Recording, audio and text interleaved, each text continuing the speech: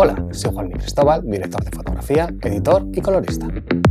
Con mi productora, 4Minds, he realizado todo tipo de trabajos audiovisuales, desde el cine hasta la publicidad. He colaborado con empresas como Wacom, Samsung, Televisión Española o MediaPro. También me he especializado en editar videoclips, un formato con infinito margen para crear, pues no tiene normas delimitadas. Al igual que las canciones, los vídeos musicales también evolucionan, y la postproducción nos permite dar forma a las ideas más interesantes. Con ritmo y efectos visuales, agregamos fluidez y una nueva capa narrativa al resultado. En este curso de Doméstica aprenderás todas las etapas de edición y postproducción de un videoclip que será tu proyecto final.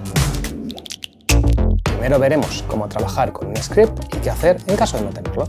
Luego te enseñaré formas de organizar y seleccionar el material, así como analizar el contexto y las connotaciones de una canción. Después te presentaré los tipos de videoclips y sus posibilidades de expresión. Empezaremos por el videoclip de tipo concierto y después seguiremos con el de tipo ficción.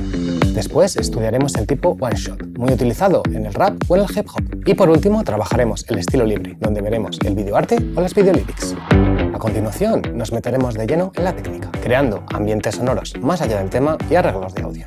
También veremos las correcciones de color, tanto en Adobe Premiere Pro como en DaVinci Resolve, además de las opciones de titulación que pueden transformar tu pieza. Por fin, haremos unos tests y exportaremos nuestro trabajo en diferentes formatos, desde el Full Quality hasta para redes sociales. Al finalizar el curso, sabrás cómo editar historias musicales con ritmo, recursos narrativos y acabado profesional. Para acompañarme son necesarios conocimientos básicos en Adobe Premiere Pro, After Effects y DaVinci Resolve. Si te falta experiencia en esos programas, te invito a realizar mis Doméstica Basics. El curso va dirigido a todas aquellas personas que deseen traducir visualmente historias, mensajes y emociones de una canción.